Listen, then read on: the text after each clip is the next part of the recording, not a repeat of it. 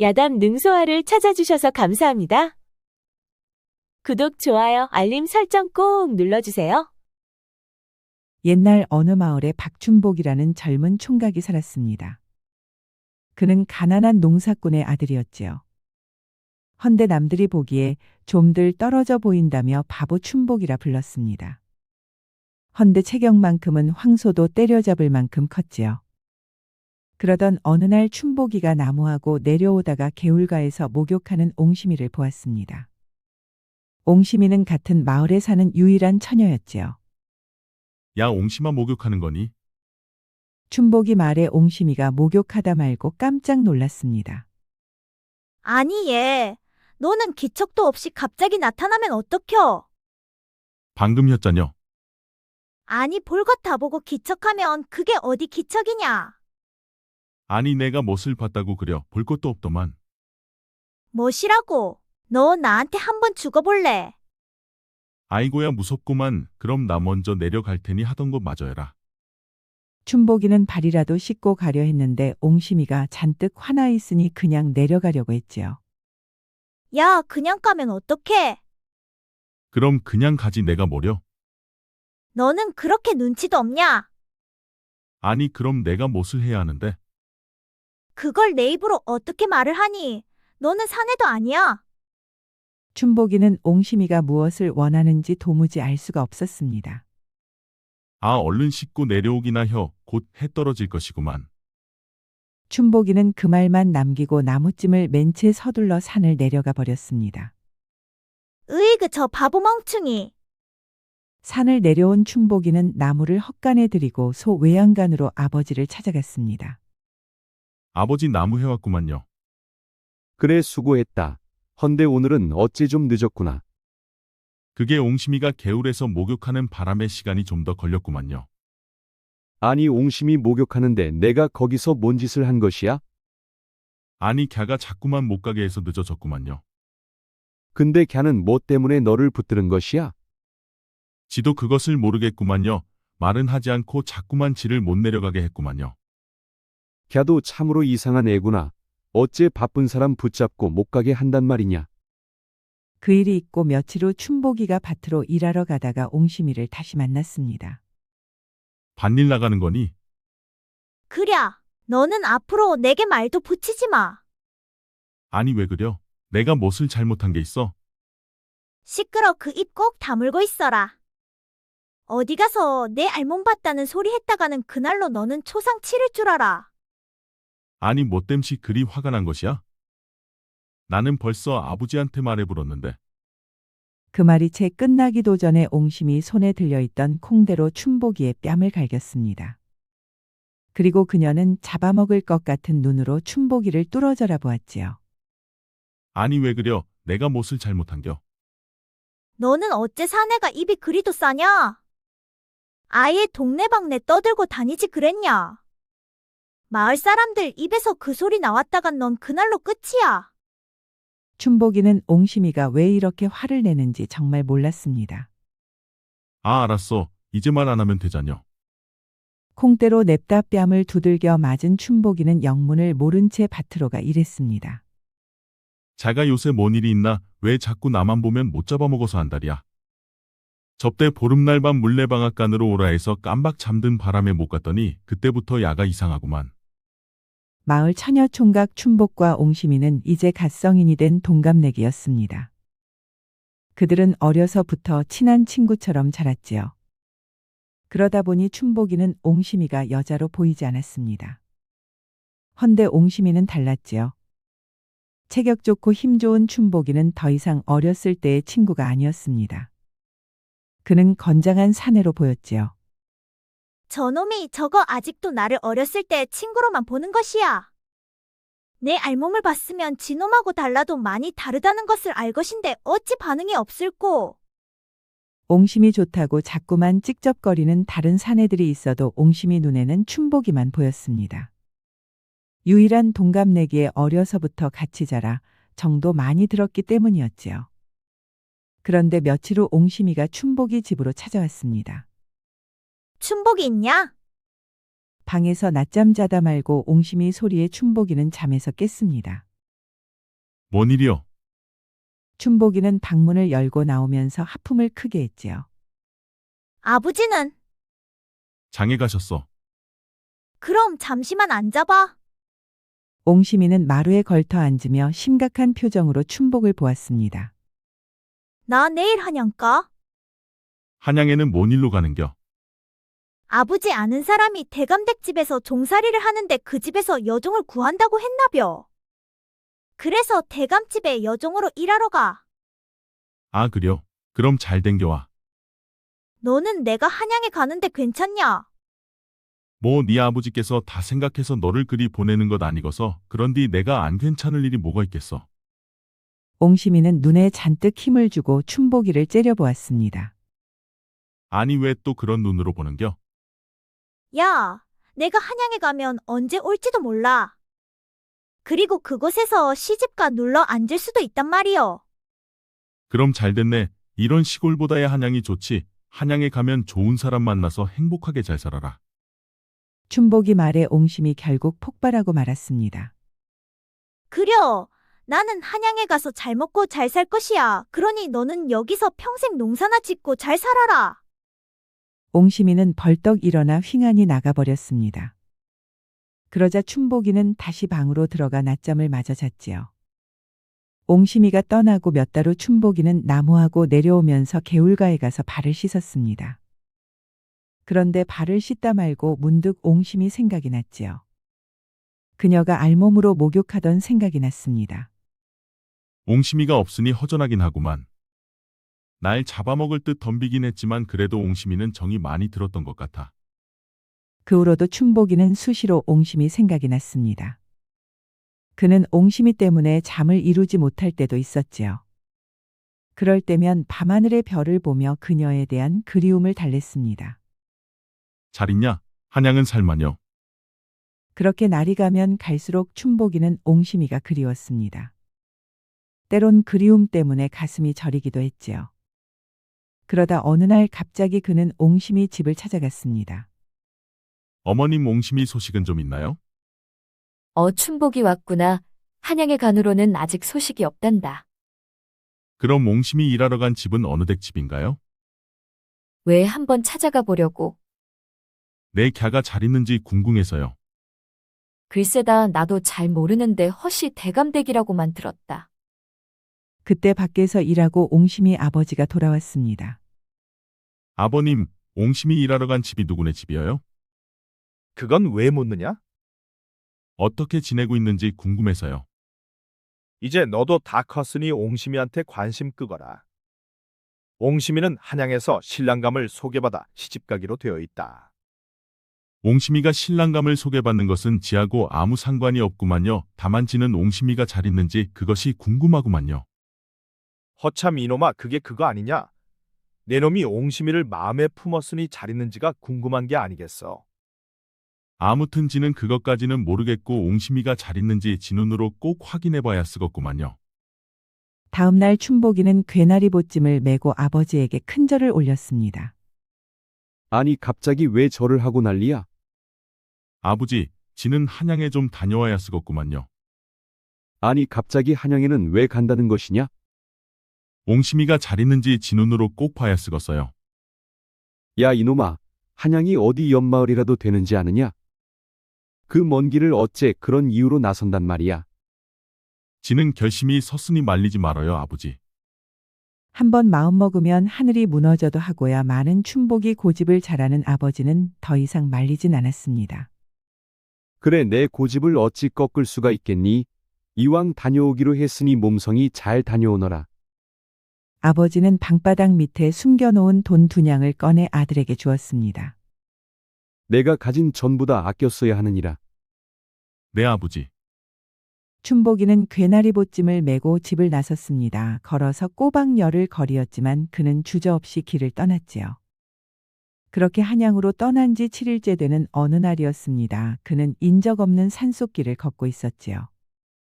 아니 그런데 길가에 빈 가마만 있고 사람들은 한 명도 없었습니다. 아니 멀쩡하기만 한데 어찌 이리 귀한 것을 버렸을꼬. 춘복이는 옹심이가 궁금해 가마를 지나쳐 그냥 가려 했습니다. 아니 그런데 갑자기 산등선 너머로 여인의 비명소리가 들려왔지요. 아니 이것은 사람의 소리가 아닌가벼. 생각해보니 빈 가마만 있고 사람이 없는 것으로 보아 가마속 주인에게 뭔 일이 생긴 것 같았습니다. 그리하여 춘복이는 서둘러 소리가 난 곳으로 가보았지요. 산등선을 넘어가자 산적들이 여인 한 명을 잡아가고 있었습니다. 춘복이는 주저없이 그들에게로 달려갔지요. 이보시오들, 혹시 지금 사람을 납치한 것이요? 춘복이 소리에 여인이 돌아보고 급하게 소리쳤습니다.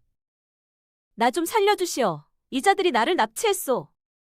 아니 뭐라는 것이냐? 내 놈은 누구인데 혼자 온 것이야? 나는 옹심이 찾으러 한양 가는 길이요. 헌데 보아하니 힘없는 여인을 납치한 것 같은데 그것은 나쁜 짓이 아니요. 허허, 딱 보니 이놈이 세상 물정을 전혀 모르는 시골 촌놈이세. 살고 싶으면 어서 달아나거라. 아니면 오늘이 내 놈의 제삿날이 될 것이다. 그 여인을 풀어주면 나도 이만 돌아가겠소. 허참 이놈이 내게 뭘 요구한 것이냐? 가만 보니 순순히 보내주면 안 될 놈일세. 여봐라, 이놈에게 따끔한 맛 좀 보여주거라. 예, 두목. 산적 하나가 춘복에게 걸어와 주먹을 날렸습니다. 춘복은 날아오는 주먹을 손바닥으로 막았지요. 그리고 그는 산적을 번쩍 들어 산비탈 아래로 던졌습니다. 그러자 그는 언덕 아래로 대굴대굴 굴러갔지요. 아니 이놈이 가만 보니 괴력을 가진 게 아니냐? 여봐라, 한꺼번에 덤비거라. 이번에는 산적들이 검과 도끼를 빼어들고 춘복에게 달려들었습니다. 헌데 춘복은 눈 하나 깜박하지도 않고 그들의 검을 빼앗아 하나씩 처리하기 시작했지요. 그런데 놀랍게도 춘복의 무예가 보통이 아니었습니다. 무관이셨던 아버지가 어려서부터 춘복에게 무예를 가르쳐 놓은 것이었지요. 천하장사 같은 힘의 무예까지 겸비하니 웬만한 사내들은 상대가 되지를 않았습니다. 보아하니 당신이 두목 같소만 어디 한번 내게 덤벼보시오. 어느새 나머지 산적들은 가파른 언덕 아래에 죄다 떨어져 있고 두목만 하나 남았지요. 오냐 이놈, 소원대로 내 놈을 상대해주마. 두목이 검을 빼어들고 무섭게 휘둘렀습니다. 헌데 그가 휘두르는 검은 춘복 앞에서는 광대들의 칼춤이나 마찬가지였지요. 산적 두목의 검이 춘복의 검에 부딪혀 하늘 높이 날아가 버렸습니다. 그러자 산적 두목이 갑자기 꼬리를 내리고 춘복 앞에 납작 엎드렸지요. 아, 알았네. 내가 알아서 언덕 아래로 내려감세. 산적 두목은 낮은 자세로 살살기면서 스스로 언덕 아래로 내려갔지요. 하이고 참으로 대단하시오. 정말 고맙소. 어서 나도 좀 한양으로 데려다 주시오. 한양으로 가는 길이었소. 그렇다오. 저자들이 쫓아오기 전에 어서 갑시다. 여인은 앞장서서 서둘러 걸어갔습니다. 그런데 어쩌다 저들에게 납치된 것이요? 아, 글쎄 고갯길에 들어서자마자 갑자기 저자들이 나타났소. 그런데 가마꾼들과 몸종들이 산적들을 보자마자 나를 팽개치고 냅다 주랭랑치고 마는 게 아니겠소. 잡놈들 같으니라고. 해서 혼자 가마 속에 있다가 저들에게 붙들린 것이요. 그랬구려. 하마터면 큰일 날 뻔했소. 두 사람은 밤에는 주막에 들어가 자고 낮에만 길을 걸었습니다. 그렇게 3일을 걸어 한양에 당도했지요. 덕분에 봉변을 면했소. 예서 조금만 가면 우리 집이니 들렸다 가시오. 괜찮소. 나는 어서 찾아봐야 할 사람이 있소이다. 아니 내겐 은인인데 이렇게 보내드릴 순 없소. 누굴 찾는지 모르겠으나 내가 사람을 붙여 같이 찾아주겠소. 그 말에 춘복의 표정이 달라졌습니다. 자신은 한양에 대해서 전혀 아는 바가 없으니 한양 사람이 옹심이 찾는 것을 거들어주면 좋을 것만 같았지요. 정말이요. 정말 사람을 붙여줄 것이요? 아 그렇다니깐요. 아무래도 한양 길을 잘 아는 사람이 있으면 좋지 않겠소? 알겠소. 그럼 앞장서시오. 춘복이는 여인을 따라 그녀의 집으로 들어갔습니다. 그러자 화려하고 깨끗한 기와집이 웅장했지요. 부자시오. 집이 아주 좋구려. 이 집은 서방이 내게 남겨주고 떠난 집이요. 결국 혼자 살게 되었지만 말이요. 아니 이 큰 집에서 혼자 산단 말이요. 아까 말했잖소. 하인들이 죄다 도망쳤다고. 내 이놈들이 다시 찾아와도 절대 받아주지 않을 것이요. 고얀 놈들 같으니라고. 화가 단단히 나셨구려. 피곤할 테니 깨끗이 씻고 방에 들어가 쉬고 계시구려. 내가 맛있는 음식을 만들어 오겠소. 과부는 부엌으로 가고 춘복은 우물가로 가서 옷 벗고 목욕을 했습니다. 한양에 오는 열흘 동안 그는 제대로 씻지도 못했었지요. 그리하여 그는 홀딱 벗고 두레박으로 물을 퍼서 시원하게 쫙쫙 끼얹었습니다. 아이고 시원하다. 그런데 물소리가 크게 나자 과부가 나와서 목욕하는 춘복이를 보았습니다. 그리고 그녀는 깜짝 놀랐지요. 몸에 남사스러운 것. 그녀는 알몸으로 목욕하는 춘복이를 보고 깜짝 놀라 다시 부엌으로 들어갔습니다. 그리고 그녀는 고개만 빼꼼히 내밀고 춘복이 목욕하는 것을 훔쳐보았지요. 저런. 그녀는 입을 다물지 못했습니다. 건장한 체구의 우락부락하고 단단한 근육들 그리고 가장 중요한 것 또한 그녀의 눈을 떼지 못하게 하였지요. 잠시 후 춘복이 목욕을 마치고 방으로 들어가자 그제서야 과부는 정신이 돌아왔습니다. 저런 것은 처음 보는구만 세상에나. 과부는 춘복이를 위해 정성껏 음식을 준비했습니다. 그가 아니었으면 무슨 봉변을 당했을지도 몰랐지요. 그리고 죽었을지 살았을지도 몰랐습니다. 그러니 그는 생명의 은인이었지요. 음식을 만든 과부는 상을 챙겨 안방으로 가져갔습니다. 배고프시겠소. 어서 드시오. 뭘 이렇게나 많이 차렸소. 그저 밥하고 국이면 될 것을. 당신은 나의 생명의 은인이여. 헌데 그런 분을 어찌 소홀히 대접할 수가 있겠소. 춘복이 밥을 먹기 시작했습니다. 그러자 과부가 술도 한 병 가져왔지요. 자, 피곤할 테니 술도 한잔 하시오. 나는 술을 마셔본 적이 없소. 그러니 당신이나 드시구려. 거참 내가 죽은 사람도 아니고 어째 혼술을 한단 말이여. 그러지 말고 한 잔만 받으시오. 과부 말에 춘복은 예의가 아닌 것 같아서 한 잔만 받기로 했습니다. 그럼 딱 한 잔이요. 과부는 춘복의 잔이 넘치도록 술을 따라 주었습니다. 그러자 춘복이 술잔을 들고 단숨에 들켰지요. 으이크, 이렇게 톡 쏘는데 술을 뭔 맛으로 먹는지 모르겠구려. 그런데 잠시 후 춘복의 얼굴이 붉게 달아올라왔습니다. 그러자 과부가 춘복이 곁에 바짝 붙어 앉았지요. 어째 좀 취기가 올라오는 것 같은데 한 잔만 더 하시겠소? 기분이 알딸딸해진 춘복이는 과부가 따라주는 술을 또 받아 마셨습니다. 그런데 과부는 코맹맹 이 소리를 내면서 춘복이에게 더욱 달라붙었지요. 그녀는 춘복이 가슴에 몸을 기대고 앉아 손으로 춘복의 팔뚝을 만졌습니다. 어머 이 굵은 팔뚝 좀 봐. 어쩜 이렇게 단단한 것이여. 과부는 점점 춘복의 품속으로 파고들었지요. 아니 덥게 왜 이러시오. 저리 좀 비키시오. 술 먹고 몸에 열이 올라오자 춘복이는 너무 더웠습니다. 그런데 과부까지 달라붙으니 더욱더 더웠지요. 춘복이 말에 과부는 깜짝 놀랐습니다. 그녀는 벌떡 앉아 두 눈이 휘둥그레져서는 춘복이를 보았지요. 그래도 예쁜 추객기는 자신을 밀어내는 사내는 처음이었습니다. 왜 내가 실소? 당신이 싫은 게 아니라 더운 게 싫은 것이요. 그녀는 자신의 미모 앞에서도 유혹되지 않고 당당한 춘복이가 마음에 쏙 들었습니다. 산적들을 혼자 때려잡고 여인을 함부로 하지 않으니 그녀는 그런 춘복에게 더욱더 빠지고 말았지요. 잠시 후 춘복이가 꾸벅꾸벅 졸더니 잠이 들었습니다. 과부는 아랫목에 이부자리를 깔고 춘복이를 눕혀주었지요. 그리고 그녀는 자고 있는 춘복이를 한참 동안이나 바라보았습니다. 이제야 진짜 사내를 만났네. 어디 있다 이제야 나타나셨소. 과부는 자신의 안방에 누워 자고 있는 춘복을 보며 행복한 상상을 했습니다. 그와 함께할 나날들 그리고 그와 나눌 달콤한 사랑도 그녀에게는 기분 좋은 상상이었지요. 다음 날 춘복이가 일어나자 과부가 꿀물을 타왔습니다. 일어나시었소. 꿀물 좀 드시오. 춘복이는 일어나 꿀물 사발을 받아들고 단숨에 들이켰지요.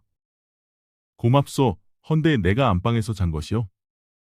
그렇다오. 자는 것도 아주 씩씩하게 자더이다 호호. 그럼 나 때문에 잠도 못 잤겠소. 그래도 나는 좋기만 했소. 든든한 사람이 곁에서 자고 있으니 맘 편히 잠도 참 잘 오더이다. 그리고 그 팔뚝 하룻밤 내가 잠시 빌렸었소. 그게 뭔 말이요? 아 벽에로 안성맞춤이란 말이요 호호. 그런데 그때였습니다. 산적들을 피해 달아났던 하인들이 돌아왔지요. 아니, 나를 내팽개치고 달아날 때는 언제고 고개를 버젓이 들고 들어오느냐? 죄송했구만요, 마님. 마님 뵐 면목이 없습니다요. 아니, 면목이 없으면 안 보면 되지. 왜 찾아온 것이야? 실은 지들만 온 것이 아닙니다요. 머슴의 말이 끝나기도 무섭게 산적들이 대문을 열고 안으로 들어왔습니다. 그러니까 이렇게 부자였단 말이냐, 하하. 아니, 그러니까 내 놈들이 산적들까지 달고 온 것이냐? 이 처죽일 놈들 같으니라고. 지들도 어쩔 수가 없었습니다요. 이자들에게 잡혀 마님 집으로 안내하지 않으면 죽이겠다고 했었구만요. 으이그 저런 등신들 같으니라고. 기어코 내 놈들이 나를 끝까지 배신을 하는구나. 하하, 이렇게 다시 보니 반갑소 부인. 내 당신을 뺏기고 나서 원통에 잠이 안 오더이다. 내 평생 당신같이 아름다운 여인은 처음이요. 그러니 나와 같이 산으로 가줘야겠소. 박기아도 소란스럽지 안방에서 자고 있던 춘복이가 밖으로 나왔습니다. 그러자 산적들이 춘복이를 보고 깜짝 놀랐지요. 아니, 자자네가 어째 안방에서 나오는 것이야? 벌써 내 마누라랑 잔 것이냐? 내 오늘은 내 놈의 목을 반드시 분질러 놓고 말겠다, 이놈. 허참 내 놈들이 아직도 혼이 덜 났구나. 집까지 찾아온 것을 보니. 오냐 그래 잘됐다. 그렇지 않아도 어제 인삼주를 마셨더니 힘이 남아도는구나. 어서 덤비거라. 오늘은 딱 한 놈만 다리를 분질러 주마. 춘복이 말에 산적들 한 놈도 달려들 생각을 하지 않았습니다. 두목 그래도 지들 중에서는 두목이 제일 세니 두목이 한번 나서 보시죠. 아니, 이놈아, 저런 하찮은 놈에게 어찌 두목까지 나선단 말이냐? 종대, 칠성이 북대순으로 나서거라. 나는 맨 마지막에 나설 것이다. 그러지 말고 우리 모두 한꺼번에 나서는 게 좋지 않겠소? 그럽시다. 한 놈 때문에 우리 산적들 체면이 말이 아니오. 전국 방방 곳곳에 소문이 퍼지면 누가 우리를 무서워하겠소. 부하들이 한꺼번에 모두 나서자 하니 두목도 어쩔 수가 없었습니다. 좋다, 그래. 그럼 모두 한꺼번에 덤비거라. 두목의 말에 산적들이 한꺼번에 달려들었습니다.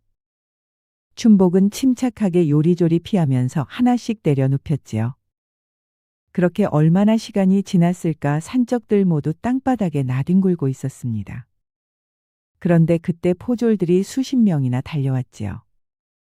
춘복이 산적들과 싸우는 사이 과부가 머슴을 시켜 포도청에 고발한 것이었습니다. 그런데 포졸들은 산적들이 모두 쓰러져 있는 것을 보고 깜짝 놀라고 말았지요. 아니, 산적들을 혼자 때려 눕힌 것이오?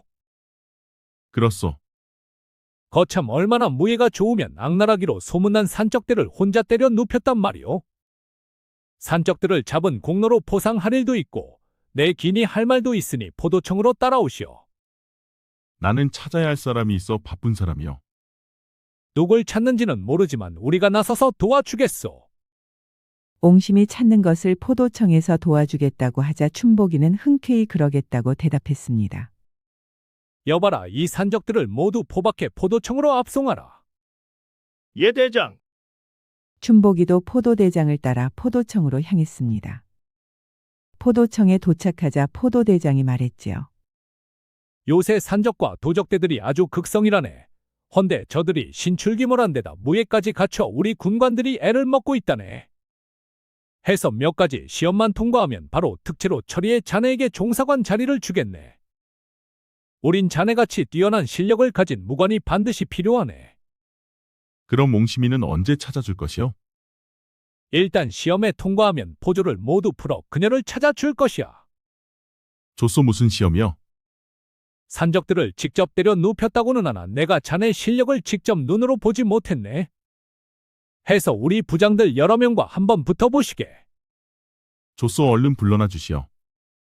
포도대장은 무관들 중에 가장 실력 있는 부장급들만 불러 모았습니다. 여봐라, 이자의 능력을 검증해야 하니 봐주지 말고 최선을 다해 경합해보거라. 알겠소, 대장. 포도청 부장급 무관들 3명과 춘복이의 겨루기가 시작되었습니다. 헌데 그들의 실력은 산적들보다는 나았지만 춘복이에게는 안 되었지요. 잠시 후 부장급 무관들도 춘복이 발밑에 모두 쓰러져 있었습니다. 거참, 10년 넘게 무예만 갈고 닦은 무관들이 맥을 못 추다니 참으로 대단한 실력이네. 그런데 어디서 그런 무공을 익히셨는가? 어려서부터 내 아버지께 배웠어. 그럼 아버지의 성함이 어떻게 되시나? 박달재라 하오. 그 말에 포도대장의 눈이 휘둥그레졌습니다. 아니 박달재 장수가 그대의 아비란 말이냐? 그렇소. 허참 이런 인연이 다 있구나. 박달재는 나의 가장 큰 적수였다네. 그런 자의 아들이었으니 실력이 출중할 수밖에. 박달재의 아들이면 신분 확인도 필요 없고 다른 시험도 볼 필요가 없을 것 같네. 어서 나를 따라오시게.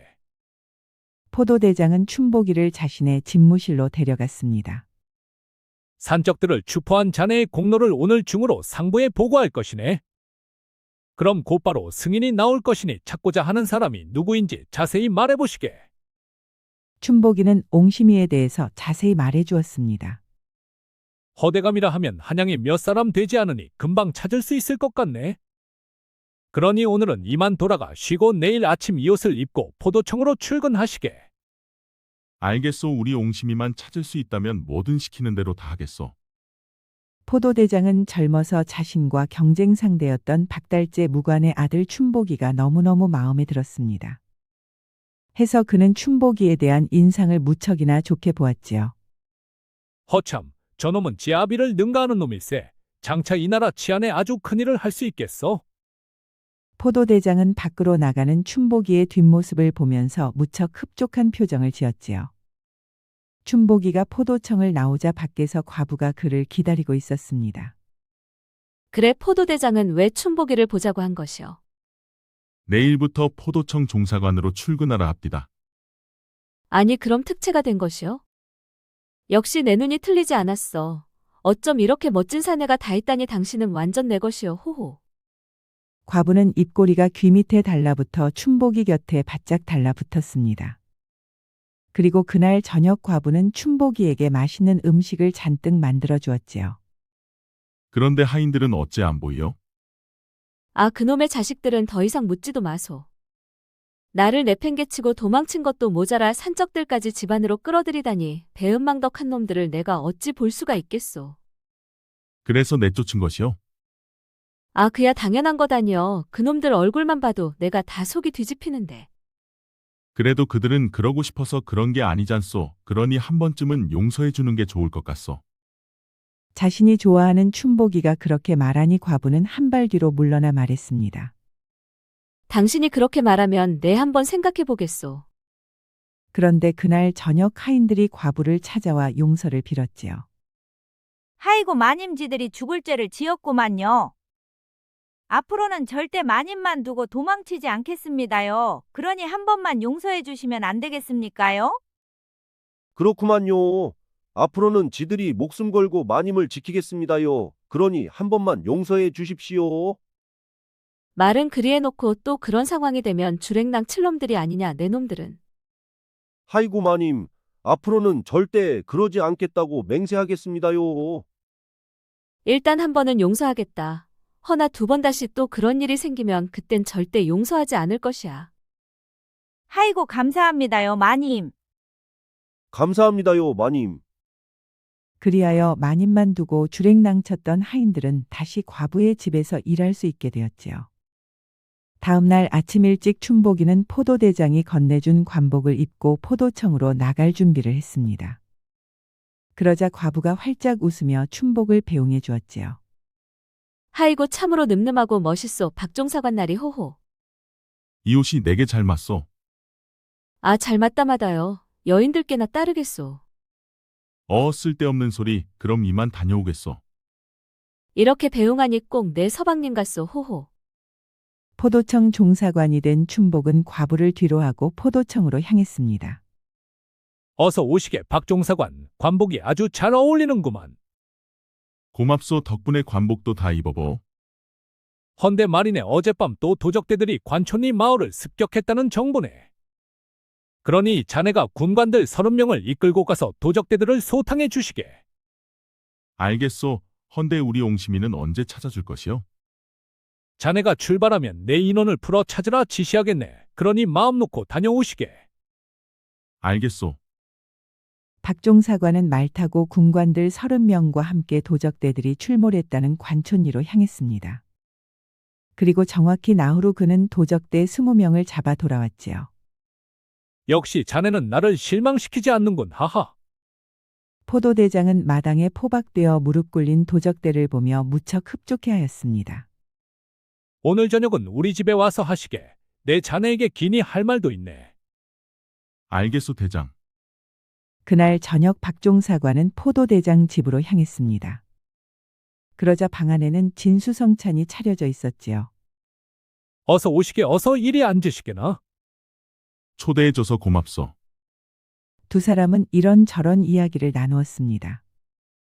그리고 식사가 끝나자 포도대장이 말했지요. 여봐라, 우리 연심이 좀 들라하라. 잠시 후 방문이 열리고 포도대장의 외동딸 연심이 들어왔지요. 그런데 그녀의 미모는 천상의 미모였지요. 커다란 두 눈에 오똑한 콧날 앵두 같은 입술은 사내들의 가슴을 흔들고도 남았습니다. 연심아, 인사드리거라. 장차 내 자리를 이을 인재니라.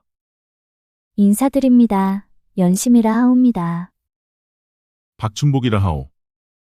어떤가 우리 연심이 참으로 아름답지 아니한가? 나는 선녀님이 들어오는 줄만 알았소. 허참 그리 보였단 말인가? 대단한 찬사일세, 하하. 포도대장은 연심이를 내보내놓고 박종사관과 계속 이야기를 나누었습니다. 어떤가 우리 딸이? 어떤 의미로 묻는 것이요? 자네가 같이 자란 옹심이라는 처자를 찾아 한양에 올라온 것을 잘 알고 있네. 허나 자네는 장차 내 자리를 충분히 이어받을 수 있는 적장자네. 해서 부인의 뒷배경이 좋으면 자네의 성공은 탄탄대로 일 것이네. 그러니 성급하게 생각하지 말고 천천히 잘 생각해 보시게. 나를 좋게 봐주셔서 참으로 고맙소. 대장의 말씀을 내 충분히 고민해 보겠소. 박종사관은 자신에게 종사관 자리까지 주고 하나밖에 없는 여식까지 주려 하는 포도대장의 제의를 단칼에 거부할 수는 없었습니다. 그는 분명 박춘복 종사관에게는 은인 중의 은인이었지요. 그 후로도 박종사관은 계속해서 성과를 올렸고 그의 소식은 임금에게도 보고가 되었지요.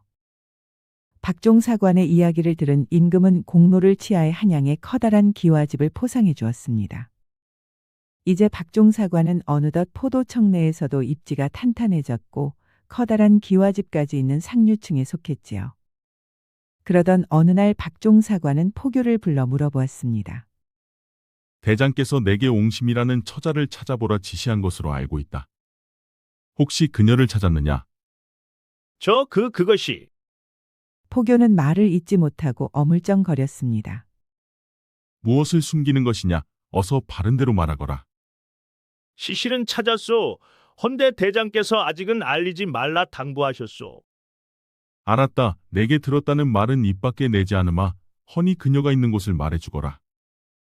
포교를 통해 옹심이 있는 곳을 알게 된 박종사관은 말 타고 곧장 그녀가 있는 곳으로 달려갔습니다. 그곳은 정승을 지낸 허대감의 집이었지요. 누굴 찾아오셨소? 이곳에 옹심이라는 처자가 있느냐? 있긴 있소만 그런데 왜 그러시오? 그럼 나를 그녀에게 안내해 주거라. 대감마님의 허락 없이는 누구도 안으로 들여선 안 돼요. 그럼 대감께 포도청 박춘복 종사관이 찾아왔노라고 전하거라. 알겠소. 잠시만 기다리시오. 잠시 후 머슴이 나와 박종사관을 안으로 데려갔습니다. 그래, 종사관이 내 집에는 무슨 일인가? 나는 옹심이를 찾으러 왔소. 박종사관은 고향 마을에서 옹심이를 찾으러 온 이야기를 허대감에게 말해 주었지요.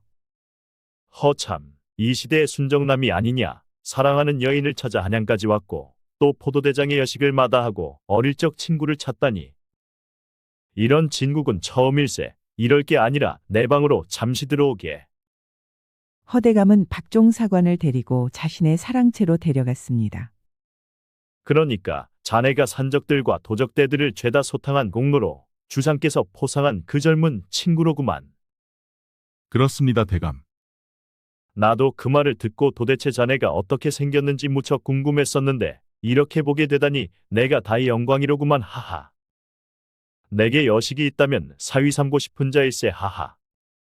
여봐라, 옹심이를 데려오라. 잠시 후 방문이 열리고 옹심이가 들어왔습니다. 그리고 옹심이는 박종 사관을 보자 깜짝 놀랐지요. 아니, 내가 이곳에 어떻게 있는 것이야? 그동안 잘 있었니? 어디 아픈 곳은 없어?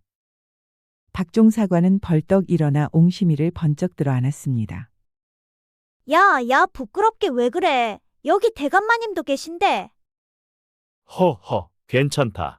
이렇게 순수한 사람들을 내 눈앞에서 보다니 내가 다 가슴이 뭉클하구나. 박종 사관은 옹심이를 들었다 놨다 하면서 무척 기뻐했지요. 야, 그런데 이 옷은 뭐야? 응, 나는 포도청 종사관이 됐어. 그 말에 옹심이의 두 눈이 더욱 커졌습니다. 뻥치는 것은 아니고. 믿거나 말거나다. 아무튼 너는 그새 혼인을 했냐 안 했냐?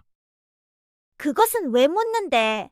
너는 나한테 눈꽃만큼도 관심이 없잖아. 없긴 왜 없다고 그래. 내가 고향 마을을 떠나고 맨날 너만 생각했다. 정말이야. 정말 내 생각을 한 것이야. 아, 그러니깐 혼인을 했어 안 했어? 아, 당연히 안 했지. 너를 두고 내가 누구한테 시집을 가겠냐. 잘했다 옹심아. 이참에 우리 혼인하자. 혼인하자는 말에 옹심이의 두 눈에 눈물이 맺혔습니다. 아니 왜 울고 그래? 싫은 것이야? 몰라, 이 나쁜 놈아. 이제야 내 마음을 알아주다니, 이 바보 멍충이. 박종 사관은 울고 있는 옹심이를 꼭 안아주었습니다. 허참, 눈물 없이는 볼 수 없는 한편의 드라마가 따로 없구만 그래. 허대감도 옷소매로 눈물을 닦으며 두 사람의 순수한 사랑을 바로 눈앞에서 보게 되었습니다. 박종사관 자네는 스스로 한양에서 크게 성공했으니 옹심이는 내가 후원자가 되어주겠네. 그러니 한양에서 날 잡고 혼례를 올리게나. 고맙소 대감. 고맙습니다, 대감마님. 그리하여 두 사람은 한양에서 성대한 혼례를 올렸지요. 고향 사람들까지 모두 올라와 두 사람의 혼례를 축복해 주었습니다. 흠 가문의 피는 어쩔 수가 없는가 보군. 괴나리 보침을 메고 떠난 지 얼마나 되었다고 벌써 종사관이라니. 아무튼 옹심이하고 백년해로 하면서 행복하게 잘 살거라. 박종 사관의 아버지는 무관 생활이 싫어 초야에 묻혀 농사를 지으며 살았는데 아들이 한양에 올라가 무관이 된 것을 보며 반은 기뻤고 반은 우려가 되었습니다. 아이고 여보 저 늠름한 춘복이 좀 보셔요. 얼마나 멋진 신랑감이요. 하이고 저놈이 농사꾼이라서 퇴짜를 놓았건만 기어이 한양에 올라가더니만 1등 신람감이 되어 결국 옹심이를 낚아채 가는구만. 아이고 여보, 우리 사위가 한양에서 종사관이면 떵떵거리며 사는 것 아니요? 하긴 그렇긴 하지. 우리 옹심이에게 종사관이면 과해도 과하긴 하지. 옹심이 부모님들도 두 사람의 혼례를 보며 무척 기뻤습니다. 그리고 무엇보다 사위가 마음에 들었지요. 아이고 아까워라. 저놈을 시골 처녀에게 빼앗기다니 내 딸 연심이가 너무 안타깝구나. 으이그 열받아. 진작 내 것으로 만들어야 했어. 하이고 원통하고 원통하도다. 혼례식이 끝나고 신혼 첫날 밤이 되었습니다. 신혼방에는 두 사람만 남았지요. 헌데 옹심아 이제 우리 뭘 하면 되지? 일단 내 족두리부터 벗겨봐. 그 다음은 그렇게 부부가 된 두 사람은 아들, 딸 낳고 평생을 행복하게 잘 살았답니다. 야, 충보가 이리 와서 내 등 좀 긁어봐. 야, 옹심이 너는 하루에도 몇 번씩 등을 긁어달라는 것이야. 허참 이제 머리 좀 컸다 이거냐? 말대꾸 꼬박꼬박하게. 좋은 인연은 우연처럼 다가오지만 필연처럼 오래오래 남는다는 말이 있습니다.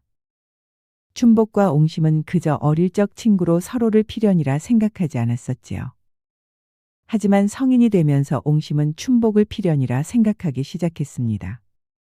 그런데 춘복은 아직도 그런 생각을 못했었지요. 헌데 두 사람이 떨어지고 나서야 춘복은 뒤늦게 필연이라 느꼈습니다. 이때부터 두 사람의 이야기가 시작되었지요. 그리고 두 사람은 서로에게 필연이 되었습니다. 그러니 우리 주변에 우연처럼 느끼는 인연 중에는 정말 소중한 필연이 있을 수 있지 않을까요? 구독과 좋아요, 알림 설정 꼭 부탁드립니다. 우리 이야기가 재미있으셨나요? 다음 이야기도 재미있는 이야기가 많으니 다음 영상도 재미있게 봐주세요. 그럼 여러분 모두 오늘도 행복하고 즐거운 시간 되세요.